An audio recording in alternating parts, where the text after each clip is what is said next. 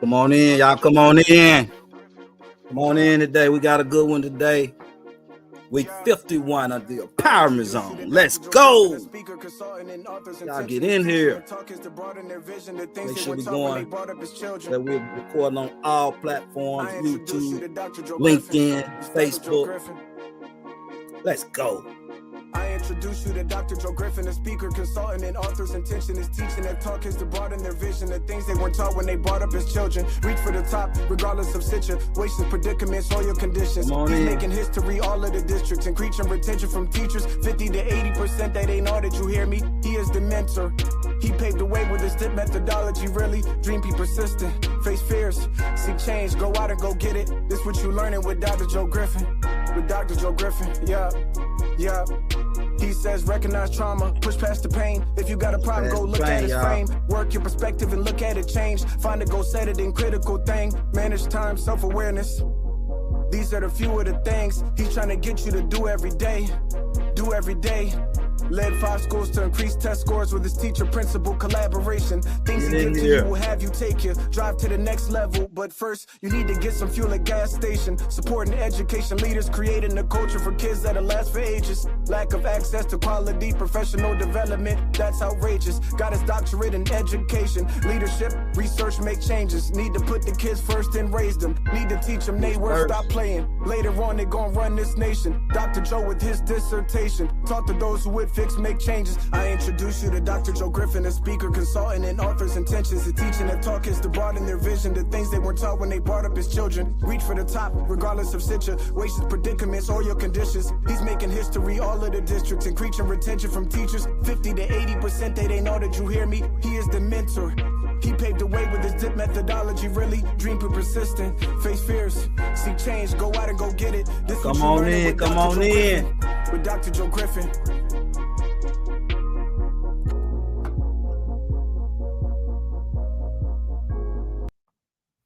Great day, leaders. Welcome to week 51 of the Empowerment Zone. I am your host, Dr. Joe Griffin. It is a pleasure and an honor to be with you one more time, or as they say, one more again. I'm so happy, y'all. I'm so happy. I had a birthday on yesterday, and I must say, it's the most joyful birthday I ever had. And I was thinking about it, reminiscing about it this morning. I said, it must be because I'm in the most joyful place that I've ever been in my life. So that happens to make it the best birthday, because it doesn't take much when you got that joy in your heart and you really, really are feeling it, and it exudes from you. So I'm thankful for all the birthday wishes, the shout outs, the texts, the calls, the messages, the inboxes, all of that. That just makes me warm my heart up. So I'm thankful for it. And I know that this is going to continue to be one of the best years yet in the profession. So I'm thankful to continue to be here. Also, in that same note, been preparing or conducting professional development this past week. Definitely want to shout out Principal Morris for giving me the opportunity to set the staff on fire. And that's what we did. And one of the things that they mentioned was, did you feel the shift of energy in the room? And that makes me feel good. That warms my heart, because that's the aim. We were talking tier 2 instruction, and a lot of people, don't quite understand that MTSS process, that tier 1 and tier 2 difference. So then maybe to hone in on that and use the experiences that God has blessed me with to be able to help other people. That's so empowering. I'm just thankful to continue to be in this situation to be able to do that. So that means a lot. If you're already in, definitely sign in. Let us know where you're streaming in from. Also, share it out, like, all of that. We need your help with the algorithms. We are continuing to provide great professional development. I have a wonderful guest today that we're going to bring out here shortly as well. Also, test scores. Many people have gotten them. You know what you got to do. You know what you got to do now, whether it was good, whether you had great results, or whether the results were not what you want them to be. You know now what you have to do. And if you don't know, you need to use that data. You got to break down the data. You got to find out your trends, meaning your strengths, your weaknesses, and zone in on those objectives for individualized instruction to impact the whole school environment. Ooh, wait, doesn't that just set you on fire? It set me on fire just to know that that's possible and that it's been done over and over and over again. It's going to keep getting done. It's going to keep getting done. That's why we're here for. That's what we're here for, to keep student achievement raising to the top, to keep bridging the gap between teacher capacity. You bridge those, you're going to get the scores that you need. So continue that work. And if you didn't get the scores that you want, you got to make those adjustments. You got to make those adjustments. Even if you got the scores, you got to continue to make those adjustments. Now, let me make sure that that's an ongoing process. School turnaround, school improvement, it goes with your high-performing schools as well as your low-performing schools, because we want to constantly be putting ourselves in situations where we can get better. So, again, I'm thankful. Week 51, you all. So today, before we bring out my guests, I'm going to give you our prelude, just like I do every week. Those that have been with us, you kind of know how it goes. So this is part three. This part three of a series. And the first week, a couple of weeks ago, the prelude was the development of the vision resides in you. Right? We graduated. And just last week, the second part of that was the mission can't begin without action. Okay, and today, prelude, we just want to say culture is how you live in your space. I'm gonna break that down for you. I'm gonna say it again. Culture is how you live in your space, in your community, in your home, in your school, in your environment. All of these things have a culture, and it's how you live in that culture. A few tips to kind of help you know that culture is how you live in your school environment. It starts in the mind. First off, you got to understand that it starts in the mind. Your thoughts first shape the culture. Before you're able to put anything in place, you got to be on the up and up. You got to think positive about your environment. If you want a good culture, first off, you need to get rid of the negative thoughts about that culture and dig and tap into what you need to do to make those weaknesses strengths. Change the direction, change the course of that culture. The culture starts in the mind, and you are the transformer. Be the transformer. Be that shift. Be that energy changer in the room that doesn't bow down to the negative Nancy's, that does not eat up all the negativity that's always around us. You're going to always be able to get pulled back to negativity, but it's what's in you as the transformer that allows you to stay on a positive track always, even through those bad times. That's what we mean by making the culture or living the culture, right? Use the past to build bridges for your present. I ain't say for your future. I said use the past experiences that you've gone through to help you out right now. Of course, you want to envision the future, but quite honestly, you can't control it.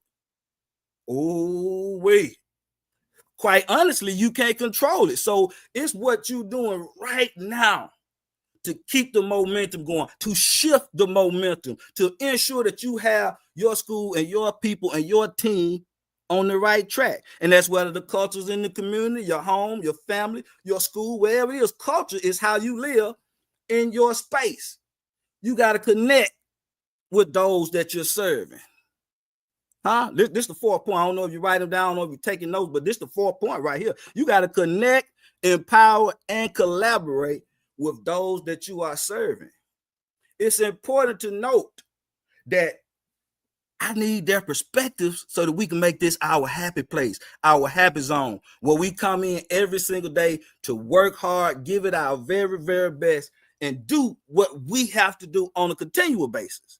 And the 5th thing under that is culture is how you live. You got to own your success.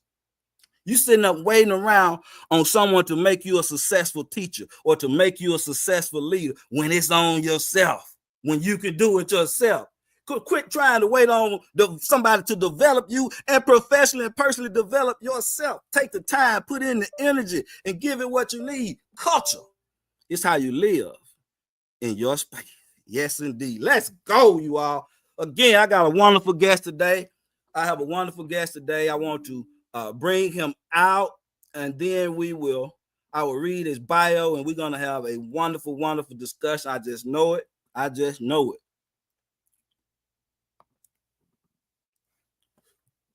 Great day, brother Josh. How you doing today? Think you still got it on mute. Did we learn nothing from COVID? Oh my goodness. Hey, Doc, I don't know what else needs to be said. You said it all. Thank you very much, everyone, for tuning in. Please like and share it. We'll see you next week for episode 52. That's it, man. That's it. We're done. I love it, brother. I'm doing fabulous. The vision comes from within you. You got to pull the trigger and take action, and the culture needs to be created. And then all that is by connection. I love it, brother. That's a 2-day PD right there, my man, right? Oh, wait. Appreciate it, John. Appreciate it, man. Brother Tovar. Let me read you out, man. Then we're going to get to talking a little bit. Josh Tovar, a proud son of Virginia and Jesus Tovar, was born in Juarez, Mexico, and immigrated with his family to El Paso, Texas in the late 1970s. After challenging years in high school, he joined the U.S. Marine Corps as an 0811 artilleryman. His military service allowed him to serve his country while attending UTEP, where he earned a degree in history and a minor in education. As a public educator, Josh has worked at 13 schools from elementary to the university level. He holds a master's in school counseling and administration from Sul Ross State University, as well as a master's in history from UTEP. Currently, he serves as the principal at Memorial Pathway Academy in Garland ISD, Texas. Throughout his career, Josh has harnessed the power of social media to promote positive student achievements and enhance school culture. His commitment to connections before content aligns with Ryan Scott's philosophy, recognizing the importance of meeting students where they are through platforms like Facebook, Instagram, Twitter, Periscope, and Snapchat. Under his leadership, Socorro High School saw significant improvements, including an increase in the graduation rate and state distinctions. Josh's understanding of social media's impact underscores its value in education and community engagement. I welcome you to the platform, brother Principal Josh Tovar. Thank you. I don't know where you found that from, but I love it, man. I don't know. That was fabulous, my man. I love it. Yes, sir. I mean, that's what it comes down to, is establishing those norms and those expectations. Because when you were going to school to get your master's to become an administrator, and myself, you have all this grandiose thought process based on your experiences, your anecdotal evidence in the classroom. But then when you actually get into the chair, oh, Lord, do things start to change right there. But you know what? It's just it's one of those things that life teaches you the best practices, along with the different kind of PD. And truly, what you said, it's up to us to continue our growth. You just said it at the start of the show. What are we doing? So as Principal Caffelli always says, take out your mirror today on a Sunday. Take out your mirror and ask yourself, what have I done to improve my sphere of influence? Whether you're a team lead, a first-year teacher, an assistant principal, a principal, what have you done? Not just the requirements, air quotes, by your district, by your campus. What have you done to go above and beyond? Hey, if you want to be a dentist, they require certain hours of recertification. Lawyer, same thing. Everyone needs to recertify. All we do, I don't know about other states, but in Texas, all we do is we pay a fee. And allegedly, we have certain hours. No one checks those. Since they started doing that, no one's ever checked that you did those hours. You paid your fee so that HR doesn't kick you out. But other than that, what are you doing? Because would you go back to your dentist who has not received new training? Do you want him to use those 1880 tools?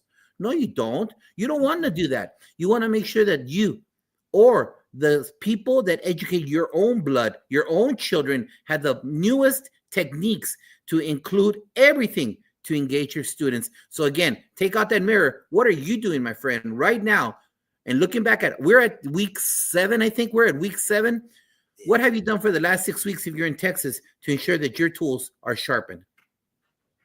I love it. I love it. I love it.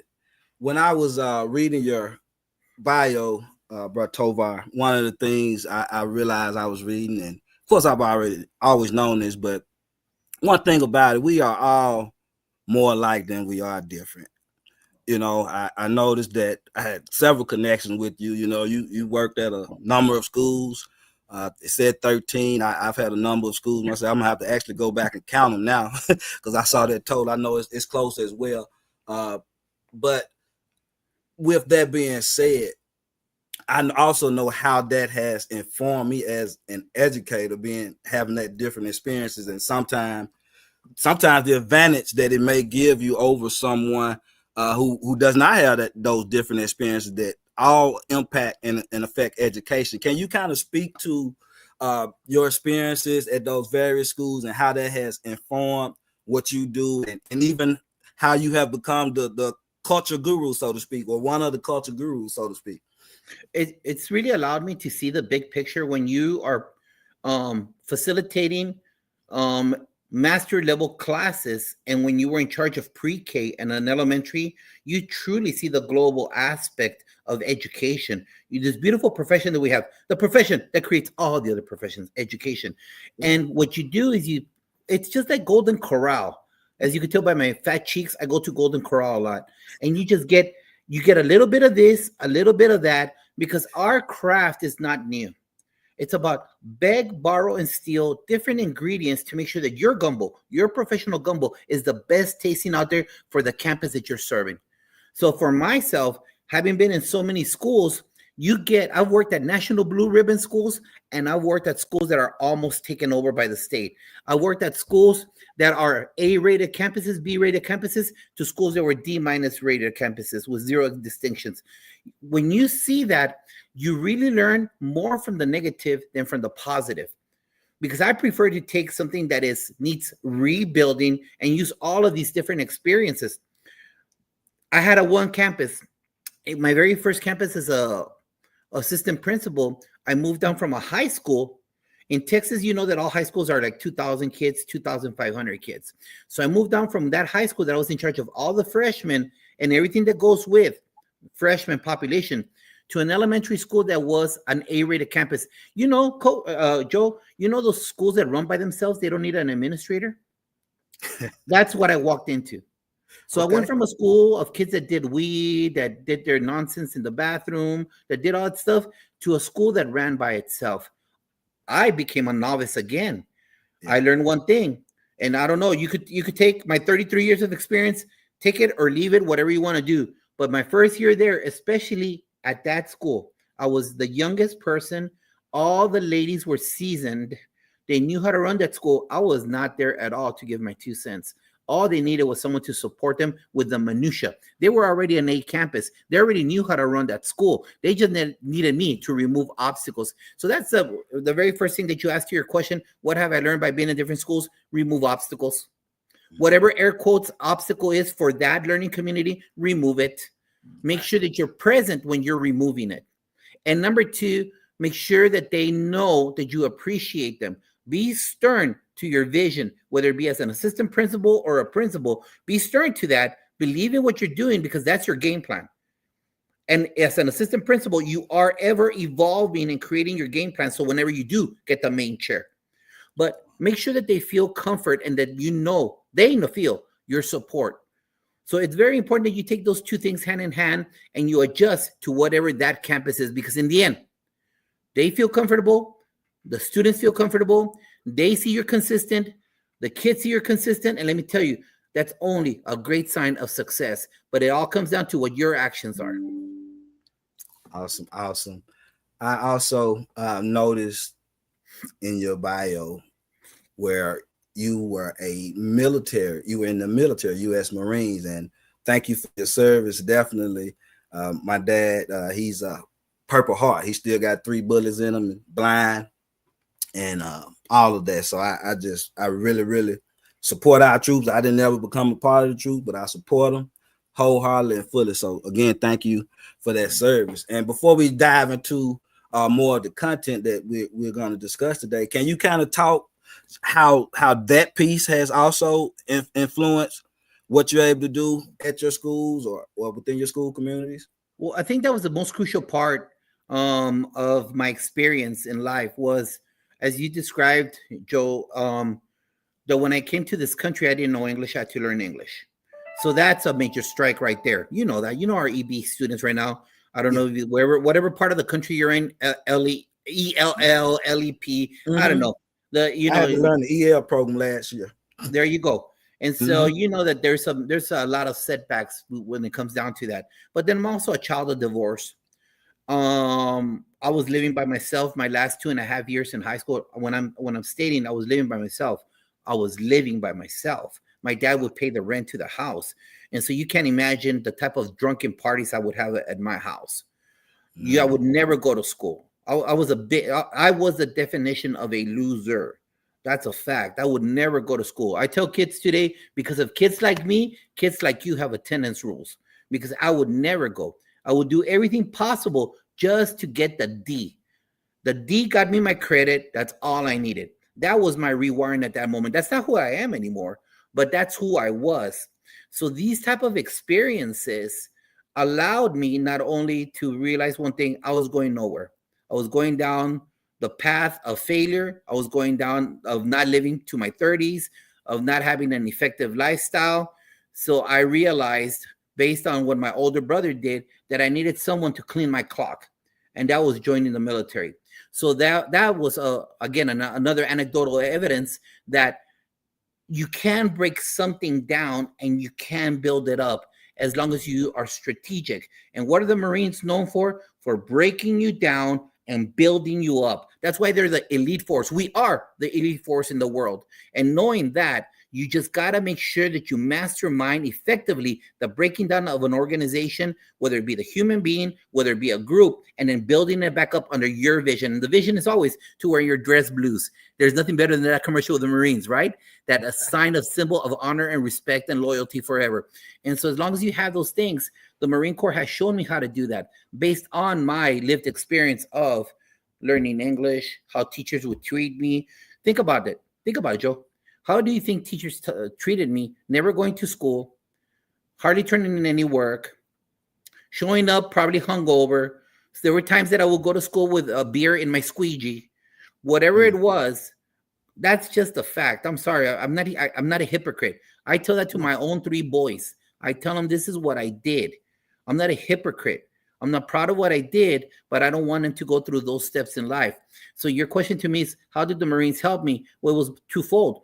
They broke me down, they built me up, but then they also showed me as an administrator, which I didn't know was ever going to be an administrator. I thought I was going to be a teacher for 30 years. That right there showed me and placed in my brain the ability to know that anything can be broken down and built back up again.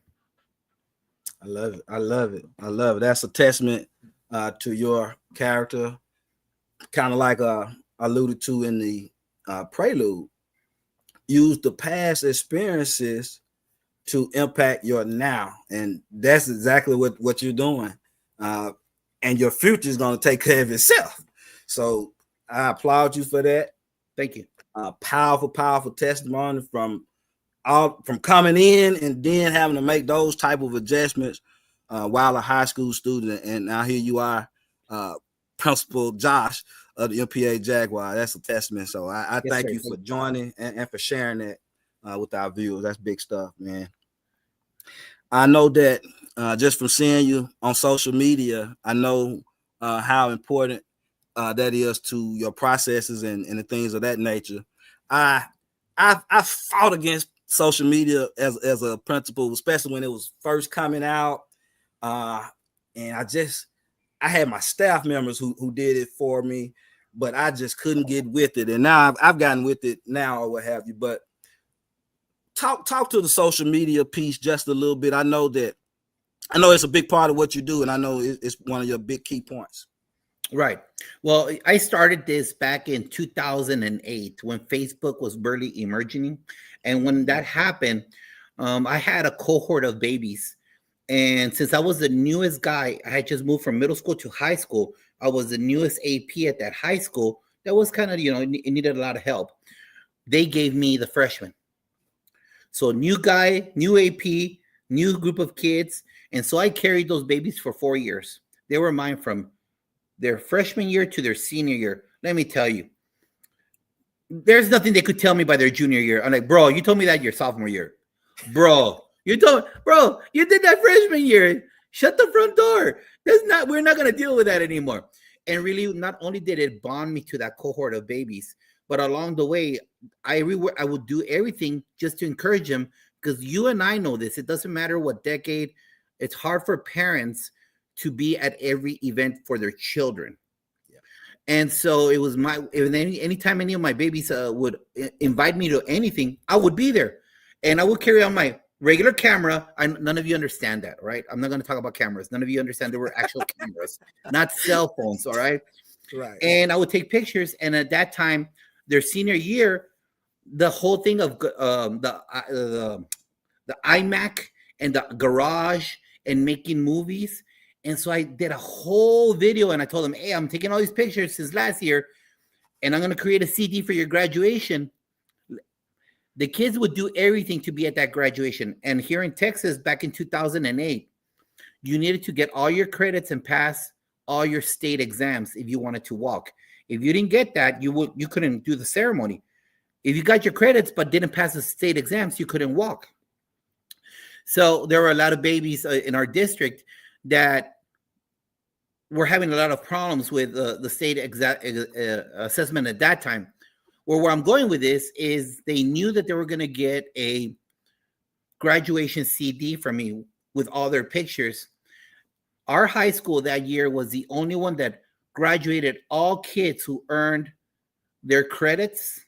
Now, obviously, they couldn't walk without their state exams, but that was the only school that did that for that cohort of seniors. And that's because they kept seeing me at their events over and over and over. And they would say, hey, are you going to put that? Are you going to put that? Are you going to put that? Yes, I'm going to put that. You see, that right there showed me that there was a new game in town.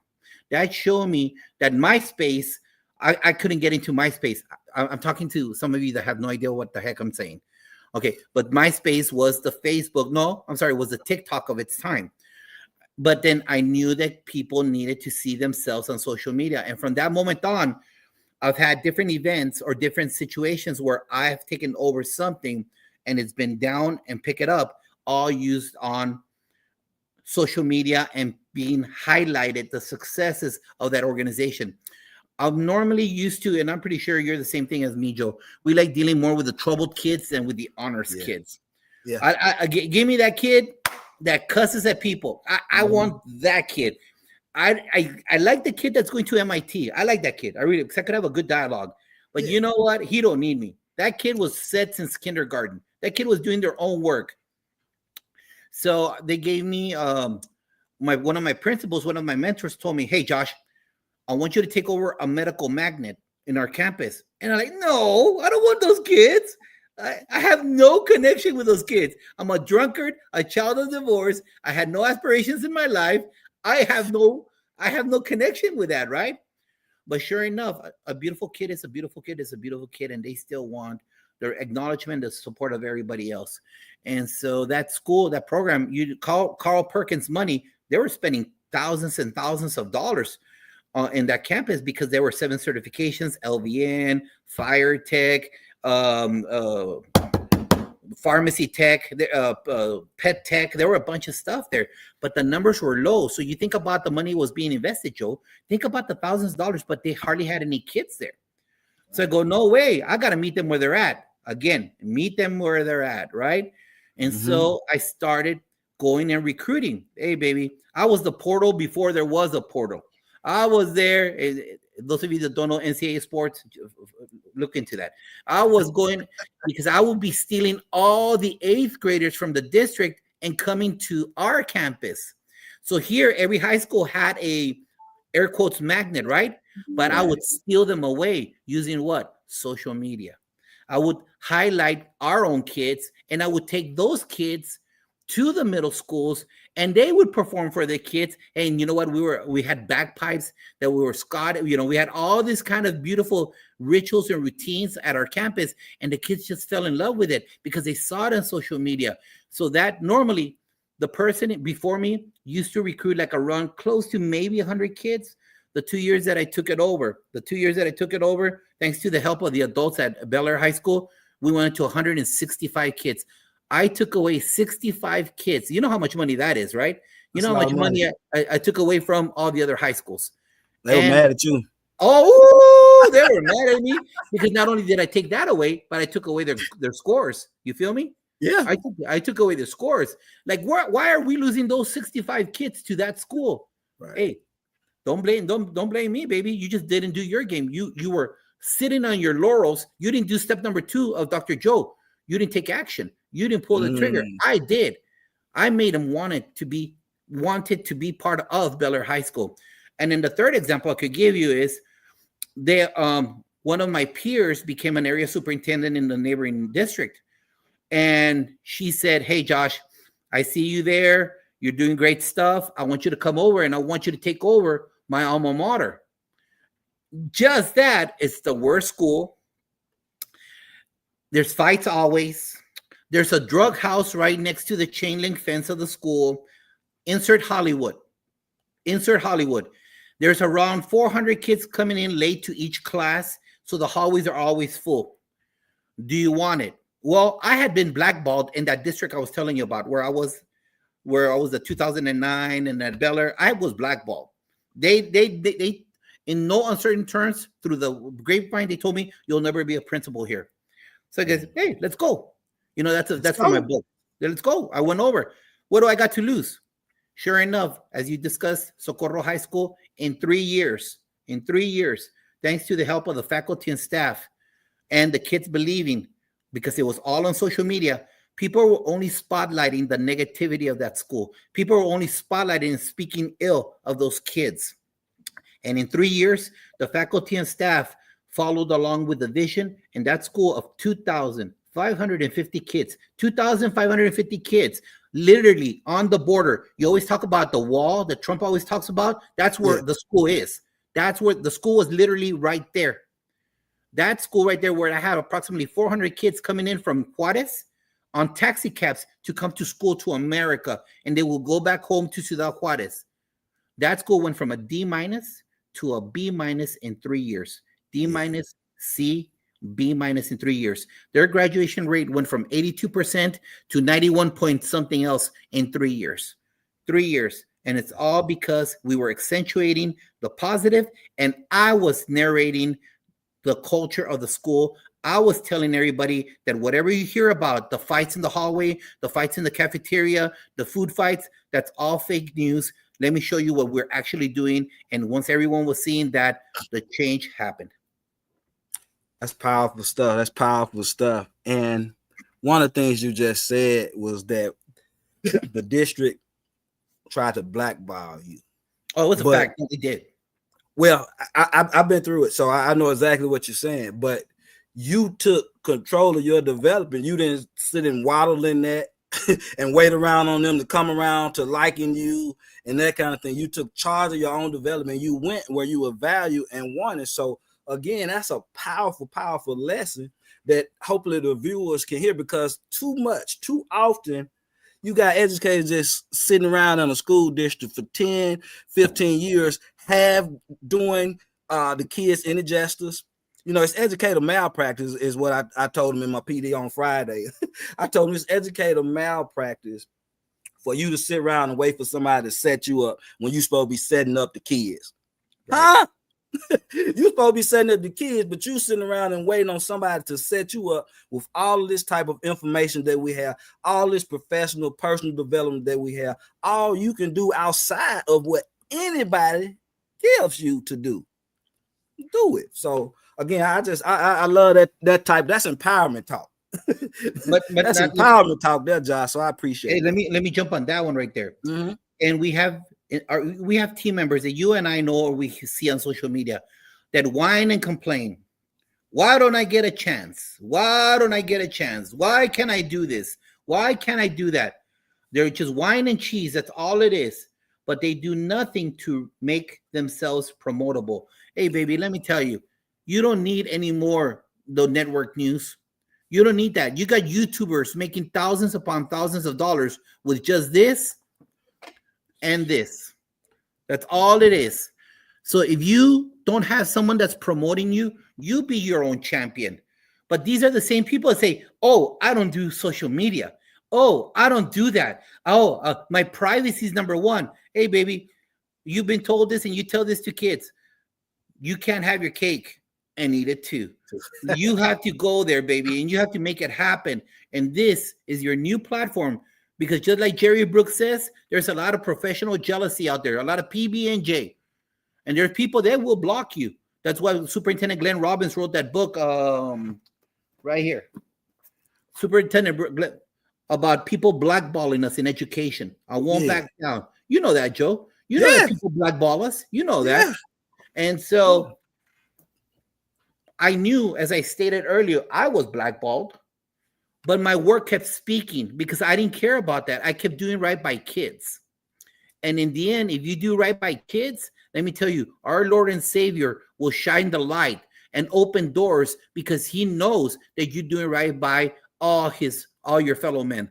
He knows that you're doing everything possible to enhance those around you and bring the light that they need. Yes. So I know it's Sunday, and it doesn't matter to me, because I do believe that he will open doors for you. And whenever you're ready, he's going to open it. He's going to knock it down.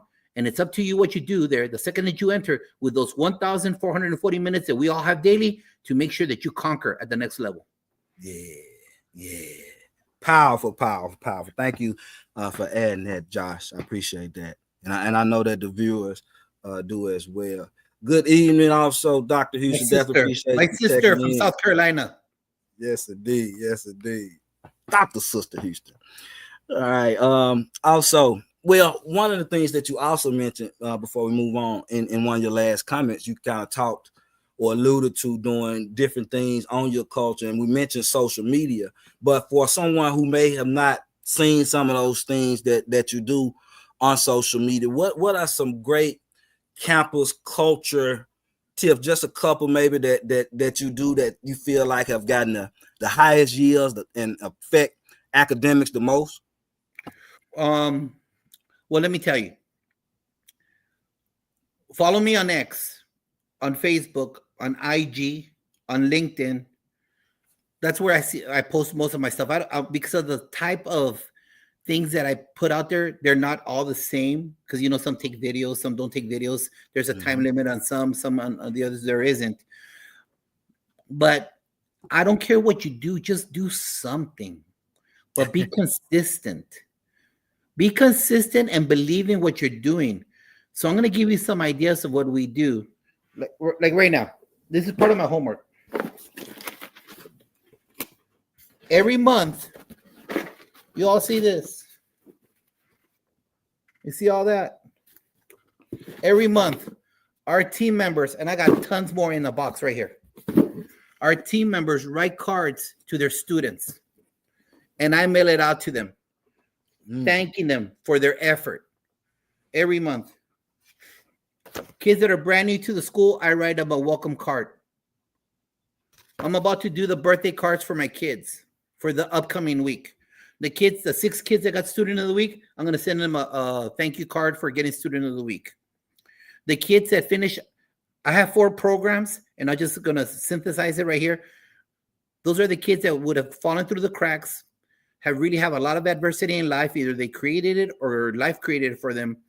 But I need to acknowledge them every week. So if they finish online classes and got perfect attendance, I write them a card and I let them know, I love you. You have a purpose. Live your purpose. Yeah. Every day of the week, practically, there's a ritual that we do in our home at Memorial Pathway Academy. For example, every Monday, every team member gets a M&M, little fun-size pack with a quote about unity, and I deliver it to their door every Monday. It doesn't matter.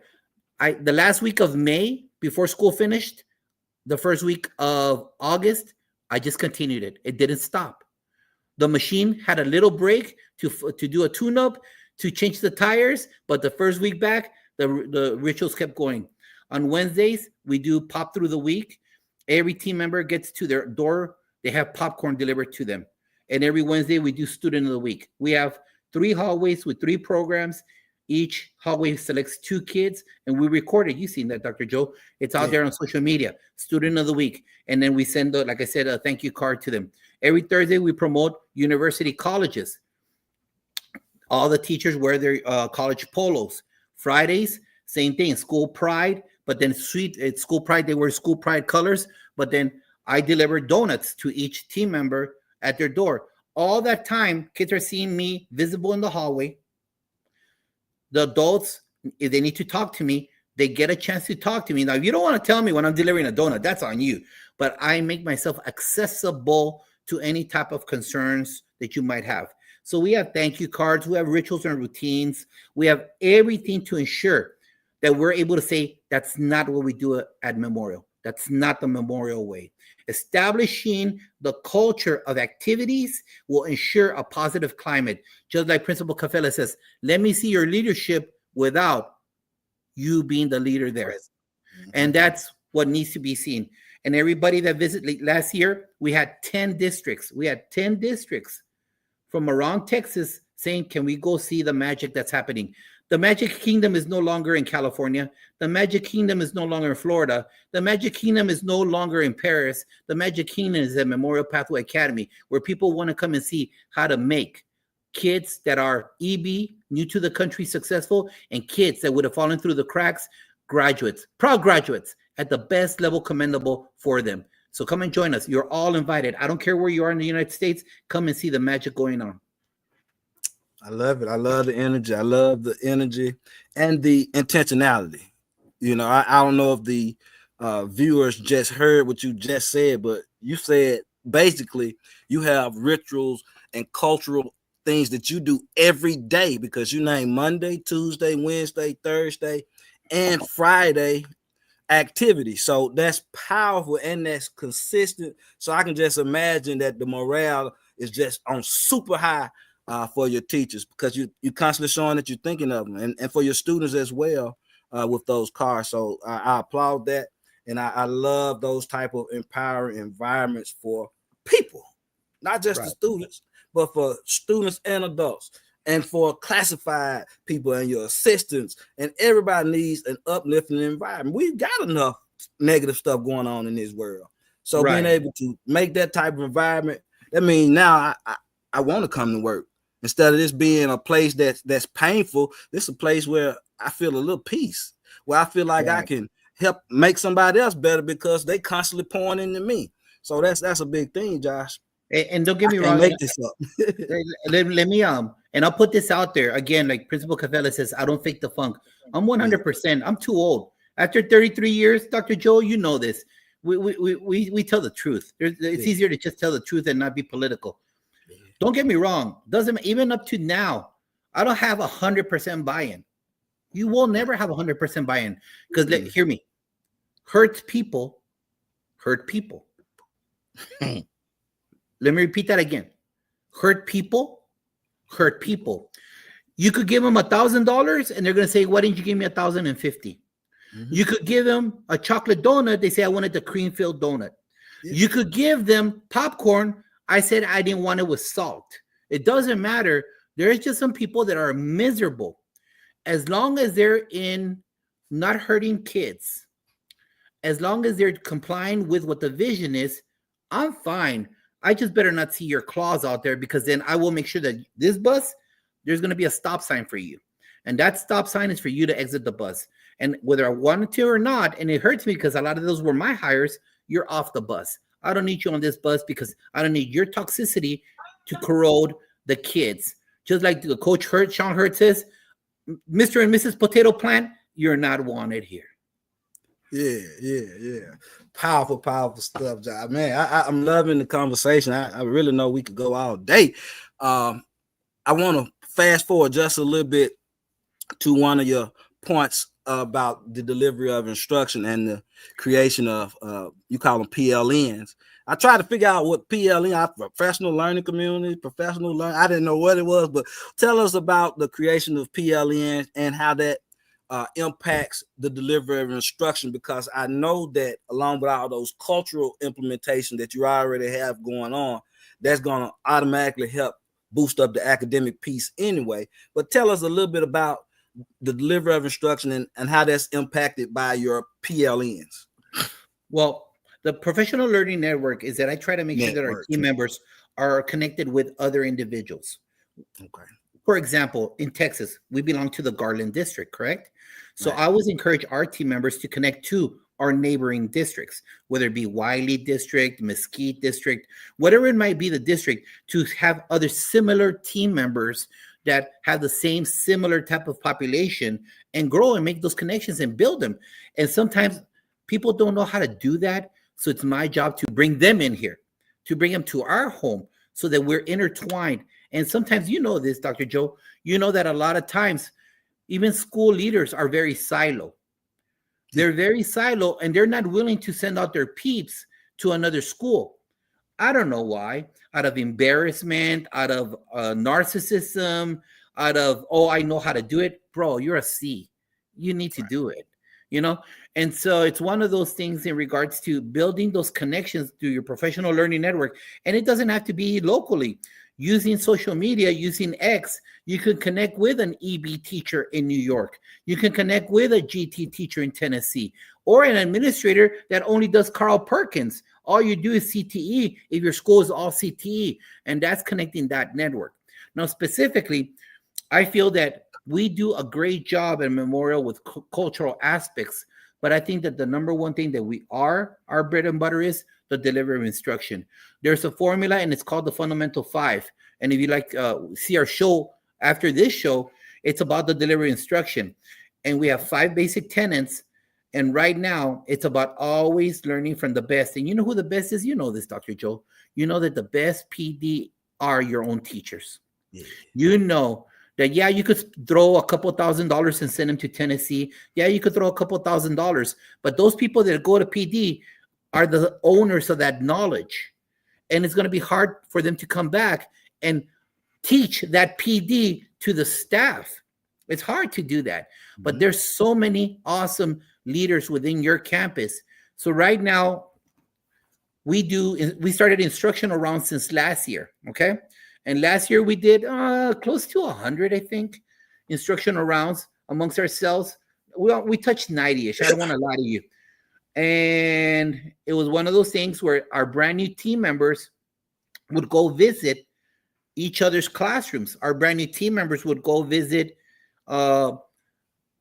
established members who knew how to educate our EB students. And right now, like always, it doesn't happen when you need it, right? On your cell phone. But right now, I do believe that we're at 300 observations. Mm. We have close to 300 observations where our team members have created a schedule, and we're going and visiting each other's classrooms. It just popped up. As of this Friday, we've done 406 instructional rounds. Everybody has gone in, seen everybody. Let me repeat that again.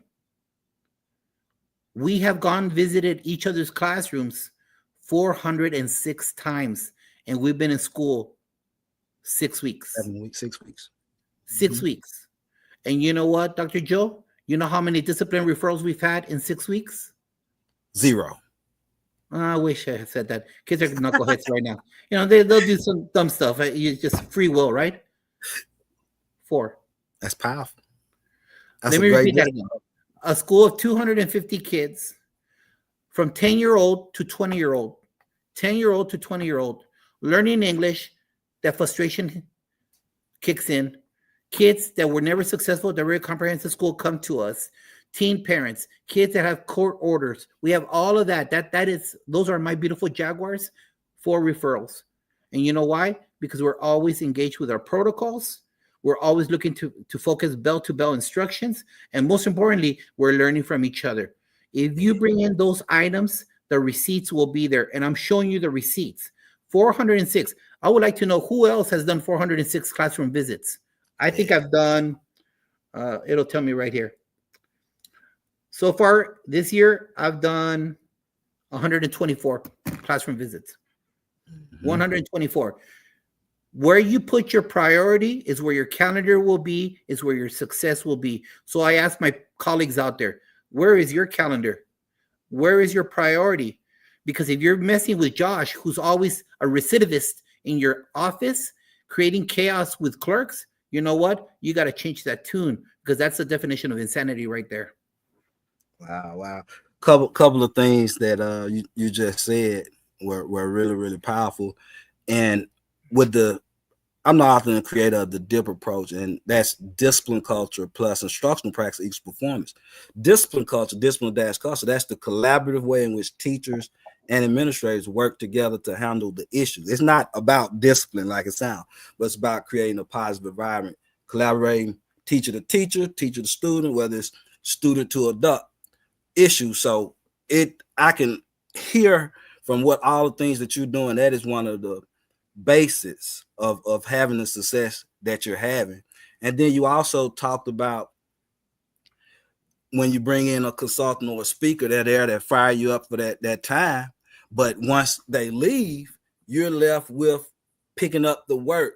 That's why I'm so happy about this PD that we did the other day, because I'm actually going to be going back 25 times to help them instill that across the course of the year and actually get those scores up. So I respect what you just said, and I that's a lot of my conversation when we talk with the different schools. Look, I want to come in, but hey, let's have some follow-up so we can ensure that these practices are ingrained, and then you can sustain them after we are gone. So the fact that you are able to say that, because a lot of people don't even realize that that's a part of it, just honestly. So thank you for and to your point, I concur 100%. You see a lot of people that sit in my chair, they're blind. I'm sorry.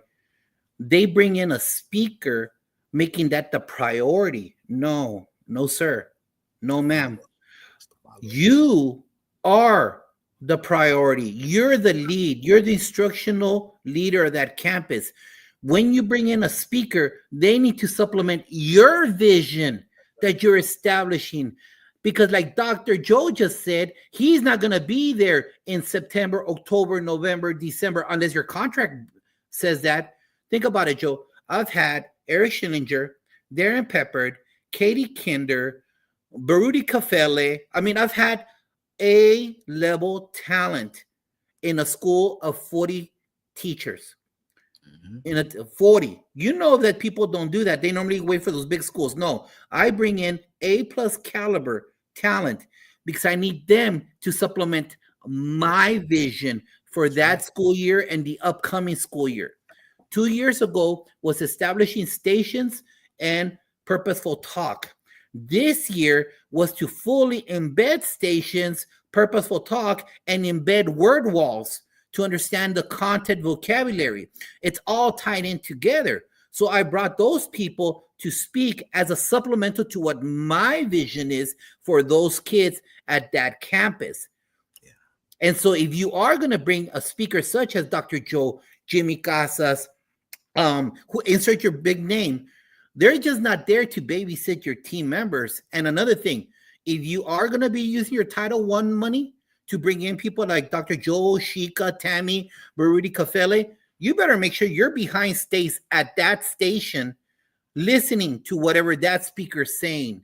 They're not there to babysit your staff. You got to know what they're saying so you work in conjunction with what your vision is and what Dr. Joe's vision, Shika's, Baruti Kafele, Jimmy Casas, and you weave it in throughout the year through your PDs, your staff meetings, because then all you did was study for the final and never use the knowledge again. I love it. You speaking my language, Josh. You speaking my language, man. So, all right. So now I want to get to this. I've added a little piece to the conversation. It's called the Big 11. And some quick questions. One word or phrase, max. And then we try to get on to the next one. All right. You didn't tell me there was going to be a lightning round. I got it. I'm ready, coach. Let's go. It's going to be quick. It's going to be quick. Let's go. In one word, what's your why? No jumps. No orange jumpsuits. Sorry, that's my wife. No orange jumpsuits. All right. Why? I'm tired of the school to prison pipeline. Are you not sick of it? I am. I'm tired of seeing brown and black boys getting that. And it sucks. that Why? I'm there when they make a stupid decision and they walk out of my house in handcuffs because they were not nurtured correctly since pre-K. Kids that wear orange jumpsuits, I know it's a lightning round. All that dysfunction started in 3rd grade when that teacher got tired of them and didn't want to deal with them for 8 hours and kept putting him to the wall at PE time. Would not let him walk the kids to the cafeteria as a leader because he read wrong or wouldn't sit down. Because of your frustration, that kid learned to despise school. And that's how the school to prison pipeline starts. Man, I could take a big old detour right now because you just struck a good one right there, because I posted yesterday. Well, today, thank you for my birthday wishes. And in that post, I talked about, even though I'm a professional, basically, because I don't look like an old man, I still get profiled. So, you have to do different things in these spaces. Wow, man, that's good stuff. All right, what dream are you chasing? Hopefully becoming a part-time speaker. All right. How are you initiating and investing in yourself? I listen to approximately 12 podcasts of different versions every week, if not more, so that I beg, borrow, and steal ideas so that I become a better professional. I will never become stagnant water. How are you pushing past pain? That's the only way. I'm a former Marine. Okay, now. All right. And what requires you to persist with purpose? Patterns of behavior. Love it. And those four come from the different approach for student and adult success. Dream with desire, initiate and invest in yourself, push past pain, persist with purpose. All right. What's your biggest concern for educators? The sin of low expectations. What instructional practice lights your fire, Josh? Engaging kids and seeing the pop. When The Rock, John Cena, Dean Ambrose come out and the lights turn off and they come out and their song hits, there's a pop. There's a pop. That's what I love seeing. When you see a kid learn something and their eyes, oh, that is an invisible paycheck. All right. How do you want students and teachers to feel? Comfortable. One word, phrase, mantra, or affirmation that you are living by this year? That which does not kill me only makes me stronger. Powerful. Well, man, I really, really appreciate it. It's been an exciting time today. Would you like to leave any closing remarks, advice, and definitely leave your information for anyone who may want to contact you and get some services from you? You got it right there. Reach out to me. After this, I've had Joe on my podcast. Join me on our podcast. Iron sharpens iron. We need to hear your voice. Reach out. If you need any kind of ideas, if you have anything that I'm using, I'll send it to you via direct messenger. We're not in it alone, okay? You choose to be alone. Reach out. I'll share whatever I can, and just know that we're only stronger together. I appreciate this time. This man right here.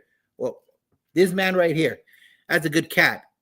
I'm glad that you're listening. You're tuning in today on a Sunday. You could do other things. You could be watching the Arlington Cowboys lose, which hopefully I hope they do. No, Josh, not no, it's Cowboy Nation, man. Hey, my Commanders just won, so I'm okay, man. Hey, Dr. Joe, I'm a Commander. I'm a Redskin in Texas all my life. Do you understand the battles I fought? I bet, man. I bet. But in the end, you know what? It's just fun and play. In the end, I'm blessed. Man. I'm blessed because I know people like you, Dr. Joe, like Shika, like Baruti Kafele, on and on. And I would have never met any of you if it wasn't for this. So those of you that say that social media is not worth it, that social media gets nothing positive, that it's destroying the country, well, number one, you're using it wrong because the algorithm will follow you whatever you do. And number two, if you're not on social media, you still rent your movies at Blockbuster. you still buy your pants at Montgomery Wards, and you still use beta tapes to watch your videos. So you need to stop doing that. Jump on board and make sure that you connect with other individuals, because in the end, we're all in it together, which is in creating the best scholar out there, because they're the future of this beautiful country, this beautiful melting pot that we all need to enhance and make sure that we leave it in the right hands. Yes, indeed. Vince Lawson said you have the fire that all schools need, Josh. We definitely appreciate that. Thank you so much.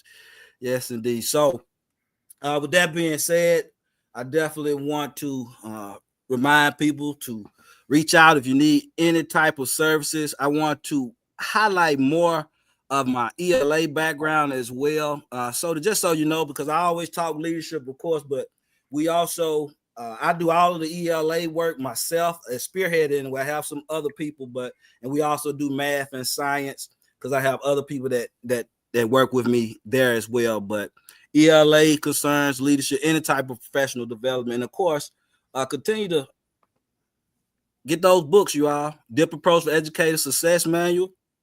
Of course, we got the SEL pillar as well, Dip Approach for Student and Adult Success. Then we've got the educational pillar with the Dip Approach for Educators, as well as Empowering Educational Communities, a guide for teacher principal collaboration. And those are that book is also endorsed by Principal Kafele, our Principal Kafele, as well as Principal Pedro Nogueira, international speaker Pedro Nogueira. So definitely appreciate y'all. And definitely, I always forget to tell you about my poetry as well, because it's crucial to me. Integration of the arts as therapy, also part of the SEL piece, which directly ties into what I do as an English major, graduate level English teacher. So I'm just proud. I'm happy. Again, I thank you, Josh, for joining us. I know that you have added so much value. And I just want to close out telling our people to continue to learn, live, and love with your heart. Continue to search for wisdom so that you can have your true purpose, and continue to be courageous so that you can drown out all fear and be who you need to be in your educational spaces. Always speaking and writing life into you. Hold on for a minute, Josh.